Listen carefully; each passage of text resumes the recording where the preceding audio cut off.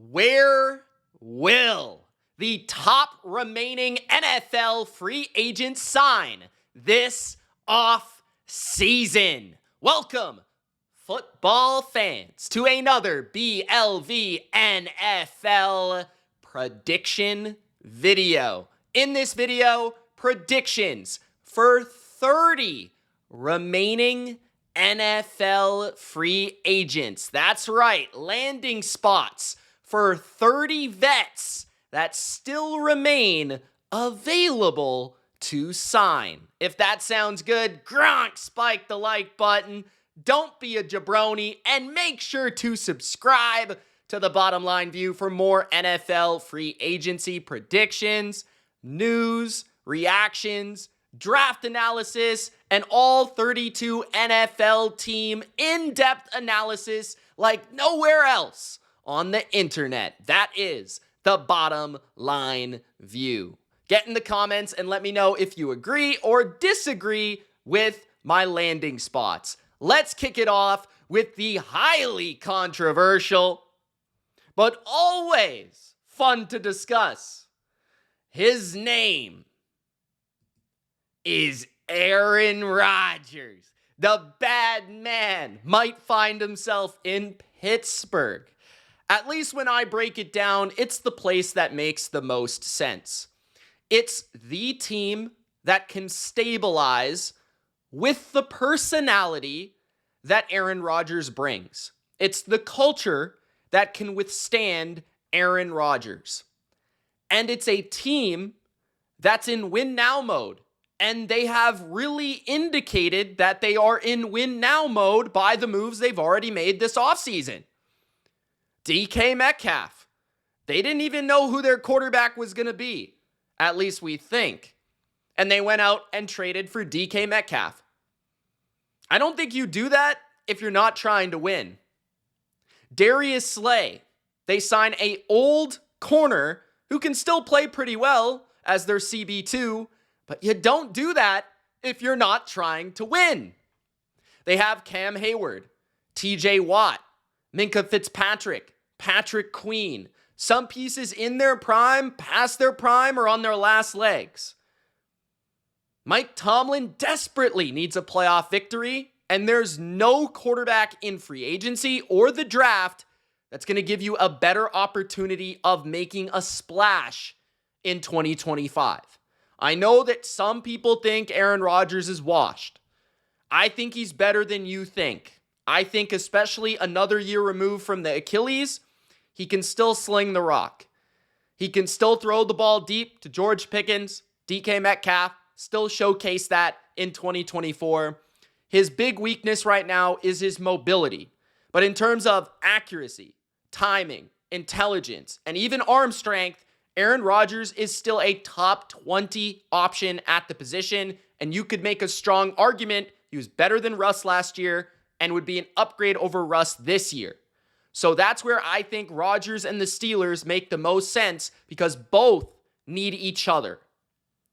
That's why I have Aaron Rodgers going to Pittsburgh. If he does not go to Pittsburgh, I'm not buying the Minnesota thing because I think they're all in on McCarthy. The Giants could happen, but retirement is also in the picture as well. Now, speaking of the New York Giants, I think if Aaron Rodgers does land with the Steelers, Russell Wilson will be the quarterback of the New York Giants. He did meet with the Cleveland Browns, which is fascinating. I wonder if Russ would want to go there. I don't think that would be great personally for his personal life. I don't know if Sierra wants to be spending a lot of time in Cleveland. No offense, Cleveland or Browns fans out there. I also feel like Russ is kind of just a placement holder for the Cleveland Browns. I guess that's kind of what he is everywhere. But at least if he were to go to the Giants, it would be a little bit more fun.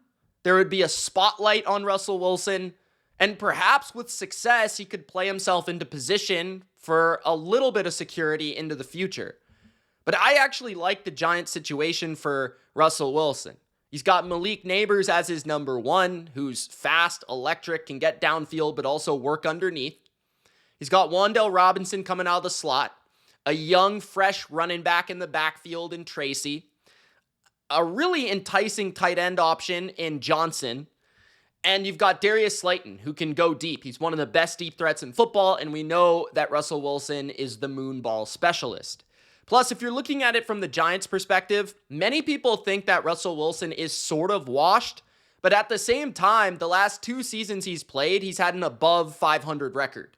So he's been winning games with a complimentary staff, coaching, and roster around him. And that's what the Giants need. They need to win some games. They need to be competitive if Brian Daboll is going to keep his job, if this regime is going to keep their jobs. So I think Russell Wilson going there, being the winner that he is, makes a lot of sense. I also think he would prefer to play in New York, and the Jets are off the table because of Justin Fields, and I think he would prefer to play in New York because of Sierra and his family. So I think that's on the table as well. And low-key, the Giants' defense has been upgraded mightily this offseason with some additions to their secondary like Javon Holland, Paulson Adebo. Perhaps some of those signings may have an indication of where they're trying to go at quarterback. A veteran option could be likely. So Russell Wilson, especially being that the Giants pick at 3 and it's not a certainty that they'll get one of these top 2 quarterbacks, I think they need to make a move, and they might not be able to wait around for Aaron Rodgers. So Russell Wilson also comes into play there. But could Russ go back to the Steelers if Rodgers does retire or somehow get to the Vikings? Maybe. These are just my guesses on what fits and what works the most. I think Pittsburgh is the most coveted situation for Rodgers, but the Giants would probably rather have Rodgers than Wilson. I just feel like the Steelers or bust is really what it is for Rodgers right now. So Russ is kind of the second best option available. Then you have Jameis Winston, and Mr. Aura, I think, is a perfect bridge or high-end backup or potential mentor for the young Minnesota Viking, J.J. McCarthy. Jameis is what you would call a servant leader.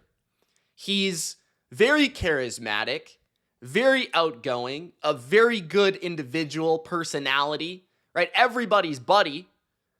He can lead, but he can also be there for the guy that is supposed to lead, right? Like, he's the guy that can definitely get JJ McCarthy in a position to mentor him and like show him the ropes as a former first overall pick and franchise quarterback in his own right, a guy that's been across the NFL in many systems, many different markets, right? Jameis has seen it all in the NFL. He's seen it in Tampa. He's seen it in New Orleans. He's seen it in Cleveland, right? This guy's been a few different places now, and he has plenty of experience. Plus, he would be beloved by fans in Minnesota, regardless of if he were the backup or just a short-term starter to get JJ ready. Really, there's no downside to signing Jameis Winston, to be honest. And if JJ just isn't it, he's also good enough to where you could turn to him, and in a good system with a great offensive line and awesome receivers, Jameis could put up 4,500 yards, and I wouldn't be shocked. So Jameis feels like a really good option for the Vikings because he doesn't really have the ego that he needs to start, but he can start, and he's also a really good mentor. And he's a better option than somebody like Joe Flacco in terms of the level of play. So that's why I have Jameis Winston to the Vikings. At the running back position, I think the Pittsburgh Steelers will sign another potential all-time great. We talked about Aaron Rodgers. I love the fit for Nick Chubb in Pittsburgh. I really do. I think I predicted this once before. Or maybe I didn't, and it was a video I was supposed to make. But regardless, Nick Chubb, I feel, would be a great fit with Arthur Smith in this offense. I think that the Steelers clearly need a replacement for Najee Harris. They clearly need a power back. And Nick Chubb is not what he once was, at least we think. He's going to be a little bit more prepared to play this year, a little bit fresher than last year, not being forced back onto the football field after a very serious injury. So there's a lot of appeal in terms of upside here.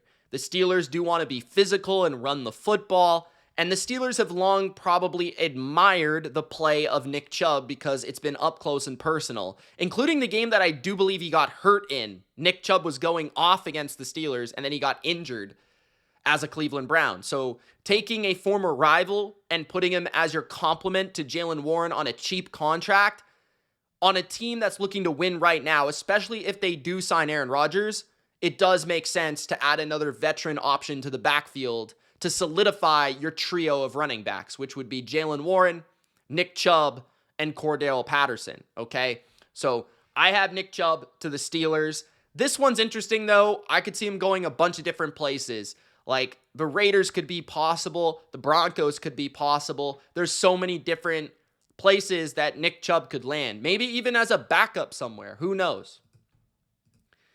The Cleveland Browns, I think, will sign J.K. Dobbins.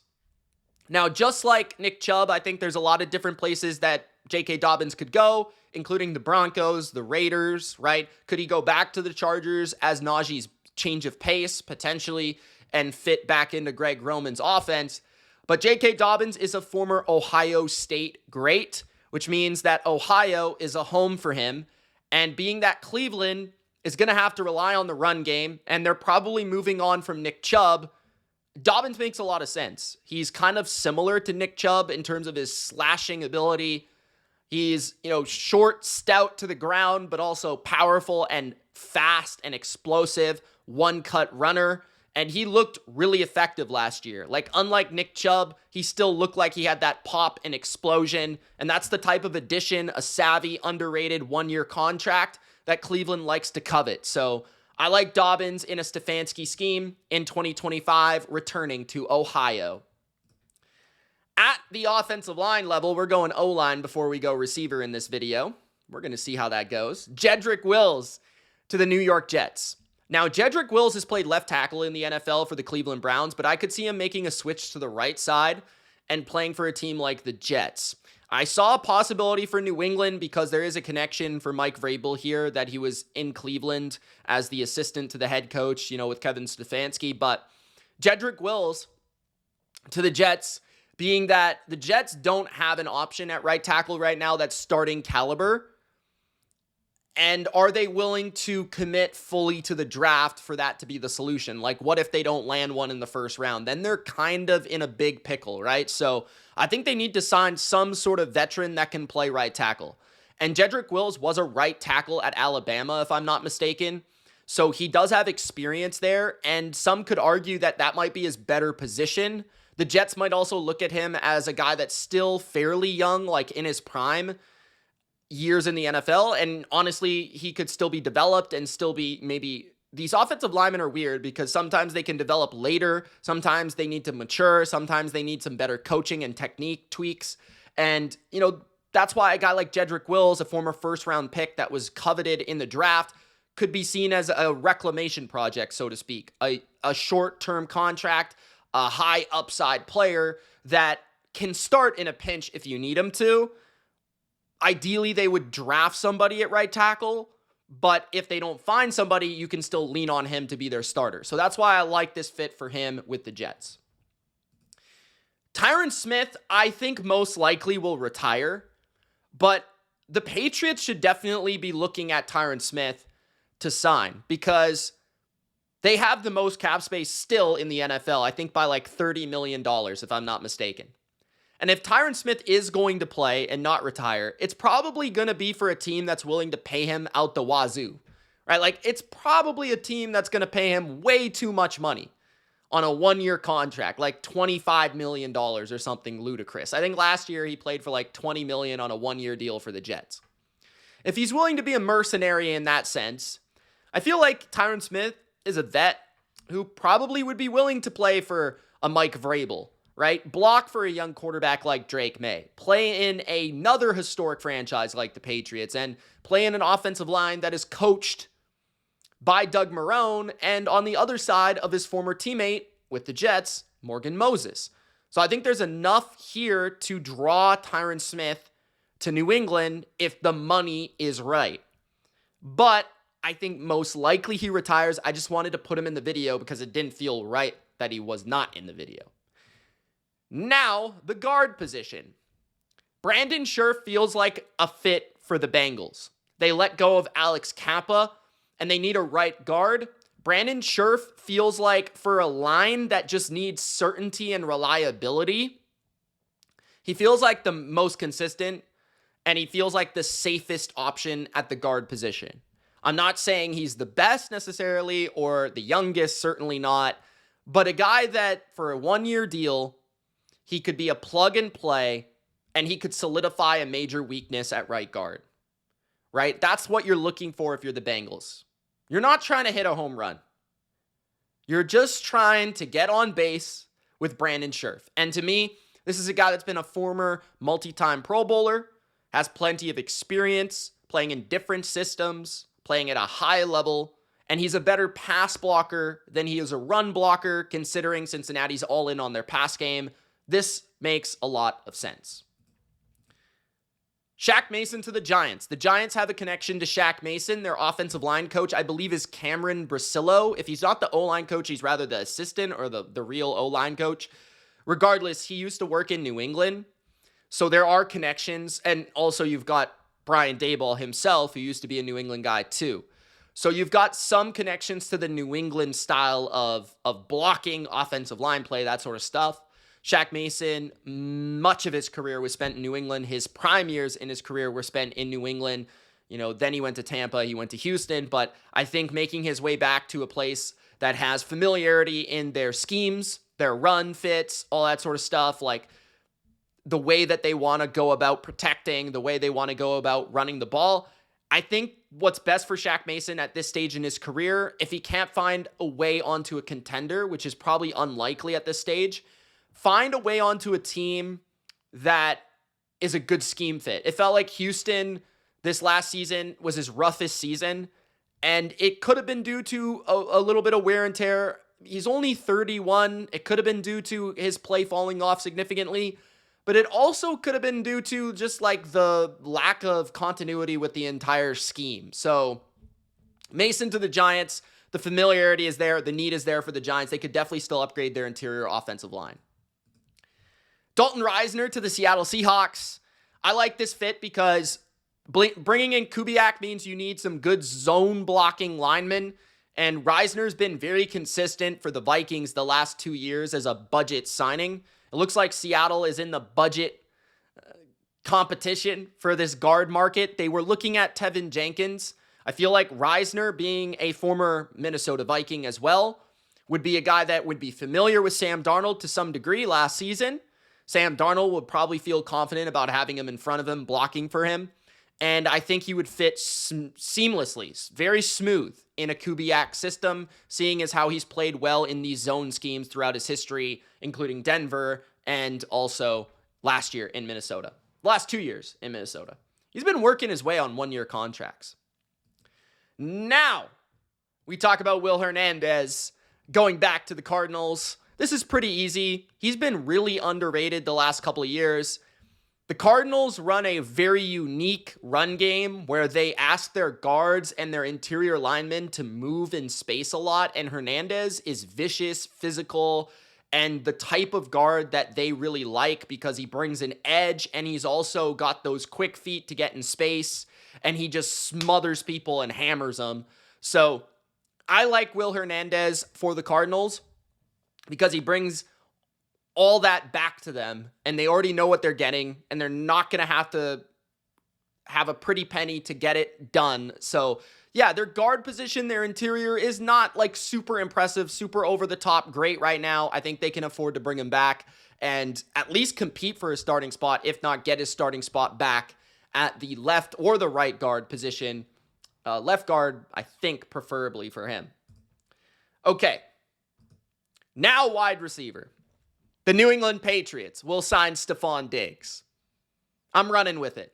I know they met with Stefon Diggs and nothing actually came to be, but it was indicated that this is more of a check-in on Stefon Diggs because he is recovering from an ACL, and the Patriots kind of wanted to see where he was at medically, perhaps. They wanted to meet him, see the personality in person for themselves because Diggs doesn't have the greatest reputation in the NFL.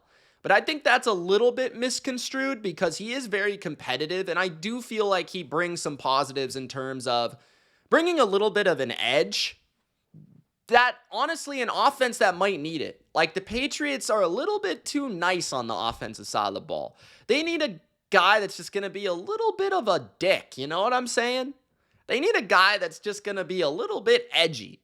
And Diggs might not be the same player he used to be, but he is going to be very competitive. I also like him in the McDaniels offense because I think he can work at a multitude of different positions, whether it be inside or out. Right? I prefer him as like a Z receiver where you're moving him around and you can utilize his short, quick route running. He's also just very, very detailed in his routes. I think that's a player that Drake May could certainly use. Even if it's as just the short term, just 1 year, just like give somebody of high capability in terms of like past prowess at the NFL level, like past history of 1,000 yards on top of 1,000 yards, like give Drake May somebody that's been there and done that at wide receiver. Like let him experience that. You know what I'm saying? But also at the same time, I feel like he fits because the option routes, the quick, jitterbug routes that the Patriots like to run in the Josh McDaniels attack, Diggs would fit that very well. He doesn't have the vertical speed he used to, but I feel like his ability to separate, his ability to run routes is still there, and it was indicated last year. He was on pace to have another 1,000-yard season last season. So as long as the ACL isn't too bad, this could be a guy that could come in for New England and provide a steady veteran presence for their young quarterback. They don't have that right now, and it wouldn't really limit you to still picking a receiver in the draft, okay? But it would also give you a little bit of a layer of like, okay, if we're sitting there at 4, we don't necessarily have to pick a receiver just because it's a big need. We can, and we'll still feel good about it, but at the same time, if Abdul Carter's sitting there, we could still pick him if that's the player we prefer. So Diggs does give them a little bit of leanway as well. So for me, Stefon Diggs, I like the fit in the offense. I think that the personality and the fit is overblown, and I honestly think it could be needed in New England. So Stefon Diggs to the Patriots, a player that has torched them many times, becomes a New England Patriot. Tyler Lockett signs with the Carolina Panthers.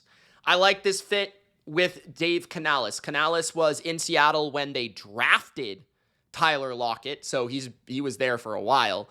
And he was also there as a quarterback consultant and coach, as an offensive play caller and an offensive coordinator, and also as a receiver type of coach as well. So Canales has connections to Tyler Lockett in a multitude of ways. I'm sure that Canales would like to bring that leadership and that veteran presence to his receiver room. Lockett also has inside-outside versatility and still has the capability to take the top off of a defense with vertical speed, which the Panthers don't really have in their locker room or in their receiver room at all. So this one is just pretty simple. I think it could be Carolina. It could be the Raiders. I think he's going to go somewhere where he's familiar and loved. That feels like the Tyler Lockett that I know. Next, we got Keenan Allen going back to the Chargers. I don't know if this is going to happen or not, but honestly, I could not connect the dots to any other team other than the Chargers. Keenan Allen has been basically pleading that he returns to the Chargers. He wants to be in LA, and I don't think it's going to be with the Rams. And it looks like Chicago's moving on with a new offense, a new offensive coordinator. Zacchaeus was signed as well. So I don't know if Keenan Allen is wanted back in Chicago.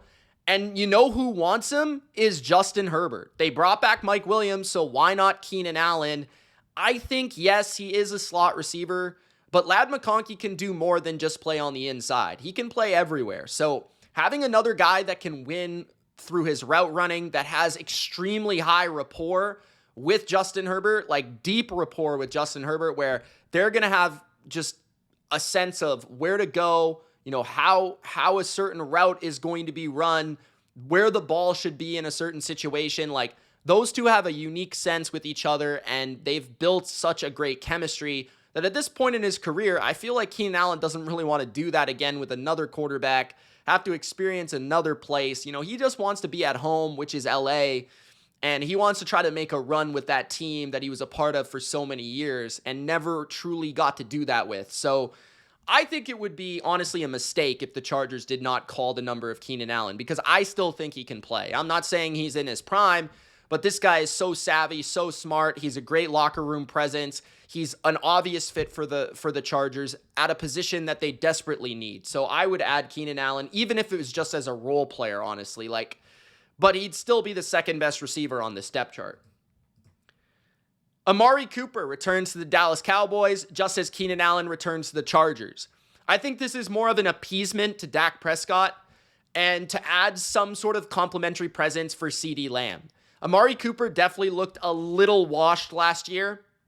Didn't seem to have the same vertical speed. Didn't seem to have that same twitchiness to his game. But that being said, Cooper, especially, he's always been a guy that's been better indoors, better in warm environments. The Dome of Dallas is comfy for him. And at his later stages, it feels like Amari Cooper was beloved in Dallas by fans. And it kind of ended a little rough there. But at the same time, Dak and him have a great relationship. CD and him seem to have a friendly relationship. I feel like with Brandin Cooks moving on, even if Dallas wants to go receiver in the draft, they could still bring in Amari Cooper to be another perimeter option for them that they don't really have. And it could open themselves up to more versatility with their movement of CeeDee Lamb, potentially a rookie receiver if they draft somebody like Golden or something. They can move those guys around and put them in comfortable positions because they still have an Amari Cooper who can kind of line up on the outside and run some crisp routes for them and have some good rapport with Dak Prescott. Plus, he's a comfortable fit for a Schottenheimer type of Dallas Cowboy offense that they're looking to run. So Amari Cooper in Dallas does make sense. A return for him does make sense. Brandin Cooks to the Las Vegas Raiders. I can't keep, thinking about how Tom Brady just kept praising Brandin Cooks when he was watching one of the Cowboys games. He was commentating, obviously. And he kept going on and on about Brandin Cooks, the teammate that he was, the person he was, the work ethic that he had, and just for 1 year, the impact he made on the Patriots and Tom Brady himself and how much he loved him. And being that Tom Brady is so involved with the Raiders front office, being the need that it does exist with the Raiders at perimeter receiver, a guy that can really stretch the field and run, Brandin Cooks can still do that. I don't think he's the same player he used to be, but Brandin Cooks can still cook, okay? And the Raiders need a receiver. So to me, it's a good culture fit in a Pete Carroll team. It's a guy that's going to be uplifting for the younger players. He doesn't need the spotlight, but he's still a nice complementary receiver. As their 3 or their 4, it's a beautiful fit, So I feel like, especially in a Chip Kelly offense that's always asked for a lot of speed and the ability to get downfield, I think to those Eagles offenses with Deshaun Jackson and Jeremy Maclin and those guys and bombs away, the speed. So, Brandin Cooks certainly still has that, even if it's a tick slower. He's still got great route running ability, especially on, deep comebacks, curls, and that sort of thing. And he's been a good red zone presence in Dallas as well. So, I would love him with the Raiders, personally. I think this would be a great culture fit for Cookie. Then you've got Tyler Conklin, the best tight end remaining on the market. I think he should remain with the Jets. I mean, they don't really have a real tight end right now. Jeremy Ruckert has never done anything. They did sign Stone Smart, so maybe that's an indication they're willing to move on, but I don't really see a starter on their roster. And Conklin is a professional tight end. He's caught 60 or 50 passes the last 4 or 5 years in a row. So give Justin Fields a tight end to rely on in the short areas of the field. I think Conklin won't go for much. He's still a guy that can catch 40 passes for you. Matt Judon, moving to the defensive side of the ball. I have Judon to the Chiefs. Judon is the style of defensive end, longer, a little bit bigger, that the Chiefs look for. He's a veteran that kind of fell off with the Falcons, but in a rotation role on the opposite side of George Karlaftis, I feel like Judon can still contribute.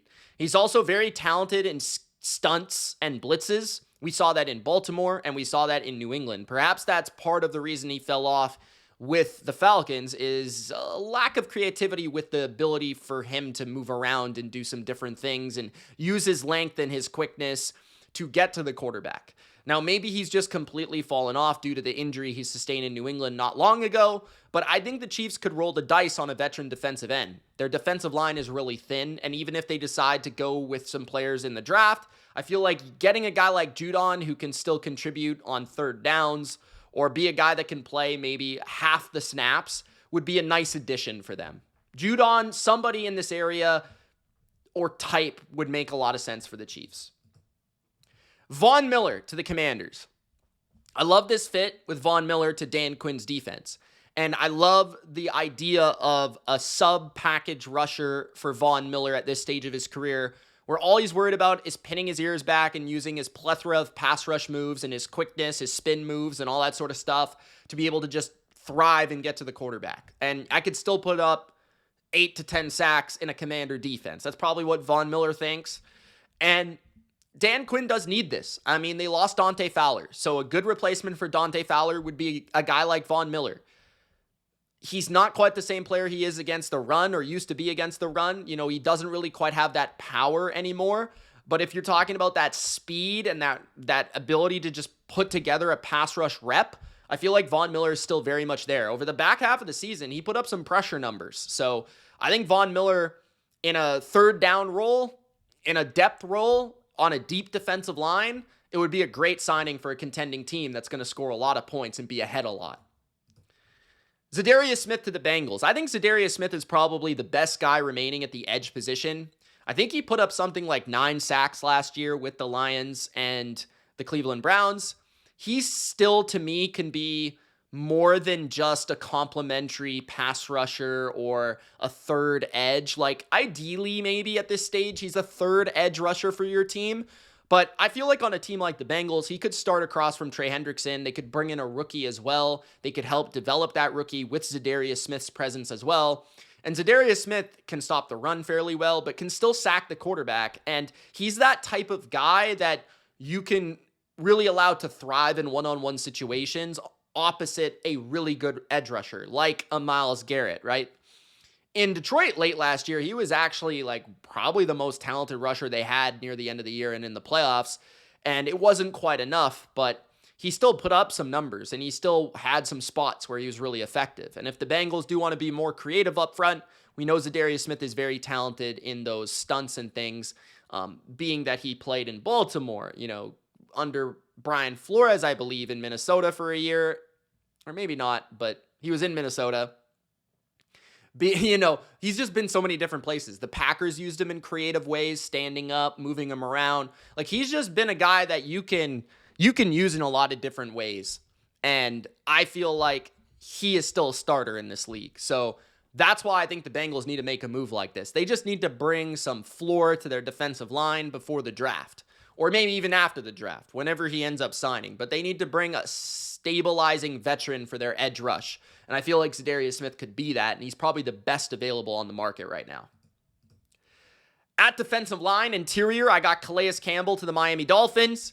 Calais Campbell, he was just such a veteran presence, such a leader. Everybody loved him in Miami. Like, I really feel like Calais Campbell just found a home there. He was barking up and down the sidelines. He was dealing with the Tyreek Hill situation. Like, he was beloved in Miami. He went to the U.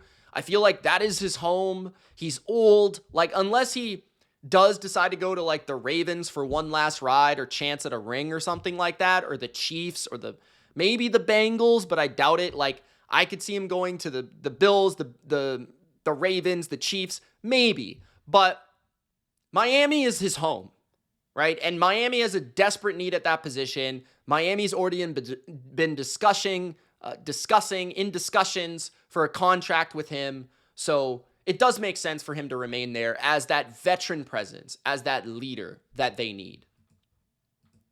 CJ Mosley, speaking of leader, I think that the Ravens could use him back.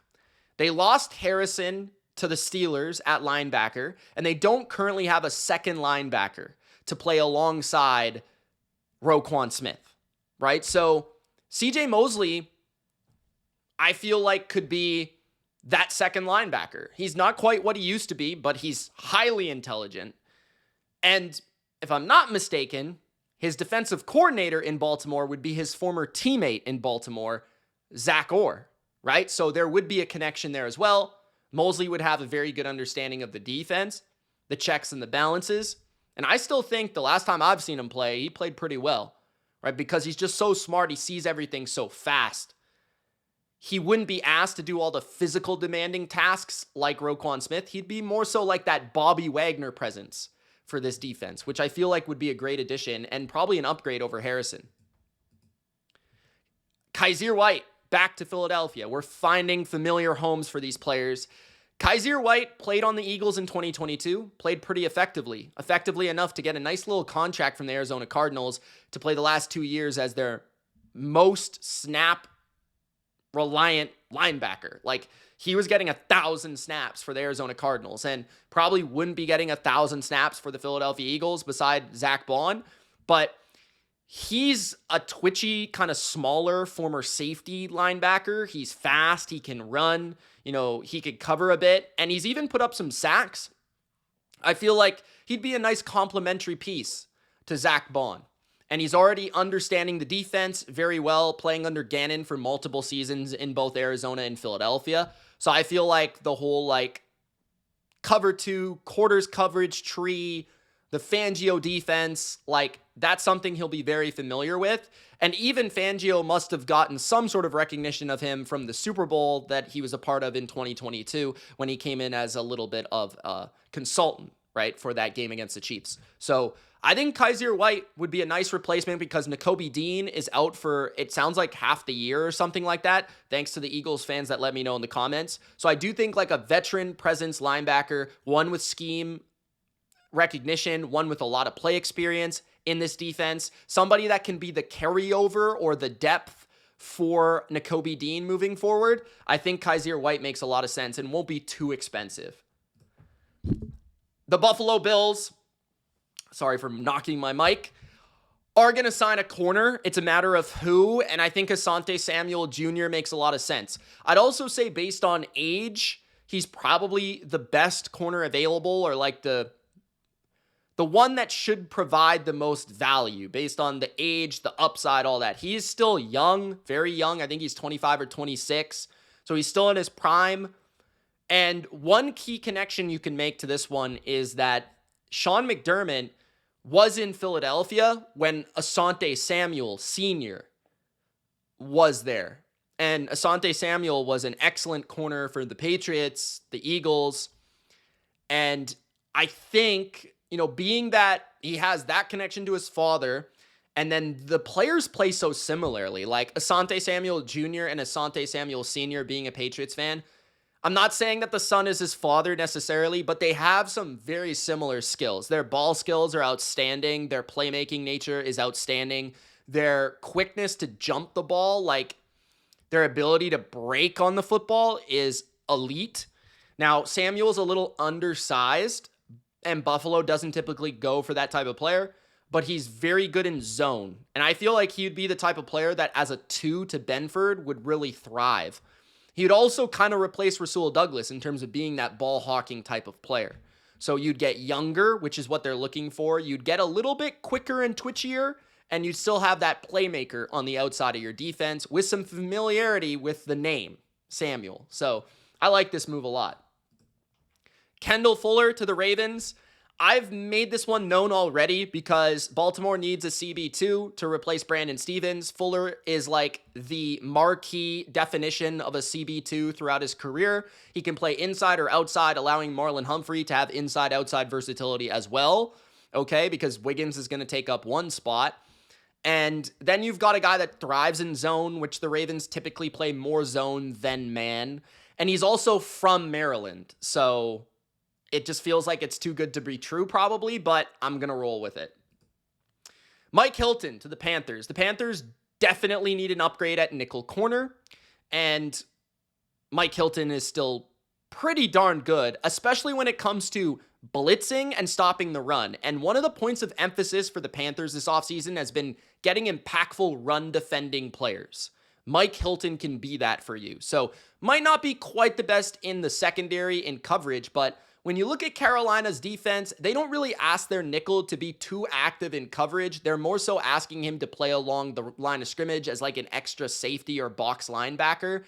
And the coverage that they do defend, being that they play a lot of zone, is more so it's underneath, right? Like, so I don't think that his negatives are necessarily a negative for Carolina. So if Hilton does make his way out of a contender, I could feel like even at his advanced age, he would be a big time veteran presence that has so much experience playing that nickel position. I think he would really upgrade the Panthers as a whole from a communication standpoint. Like, he would really take them to the next level. Being that Evero is also a former defensive back coach, I feel like he would also covet that as well. So Hilton to the Panthers.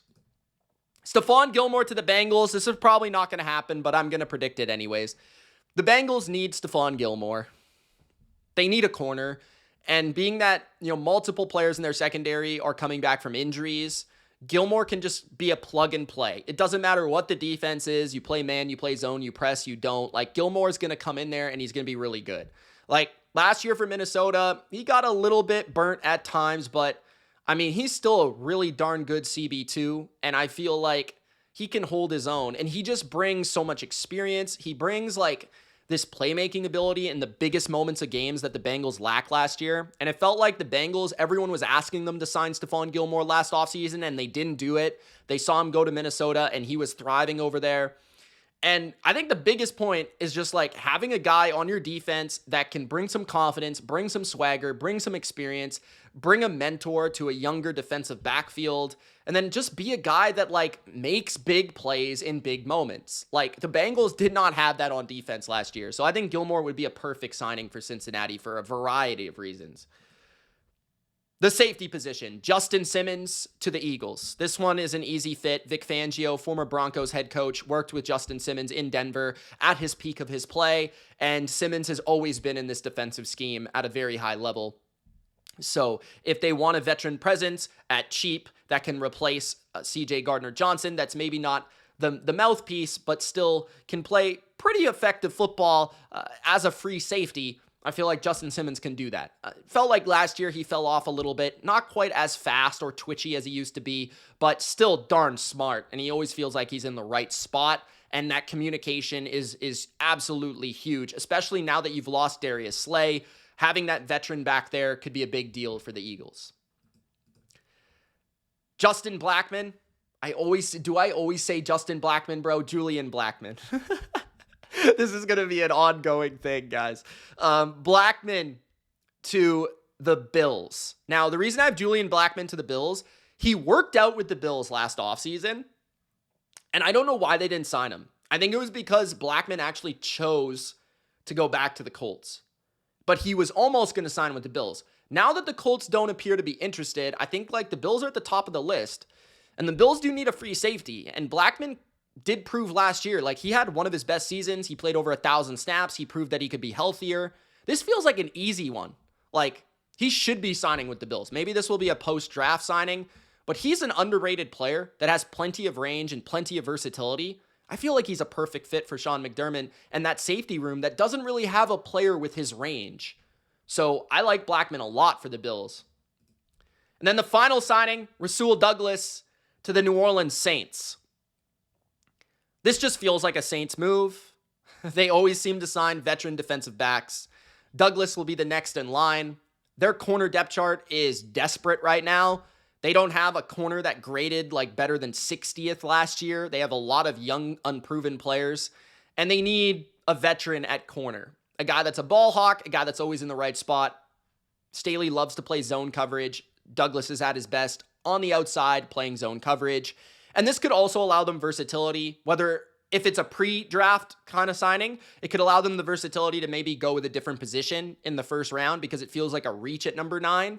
But also if they decide to go with, let's say, a pass rusher in the draft at number 9, they could then bring in Douglas after the draft to maybe slow down and steady that secondary. So those are my predictions, my landing spots for 30 remaining free agents. I hope you enjoyed. If you did, Gronk, spike the like button, don't be a jabroni, and subscribe. We'll see you in the next video. It's Mitch. Peace.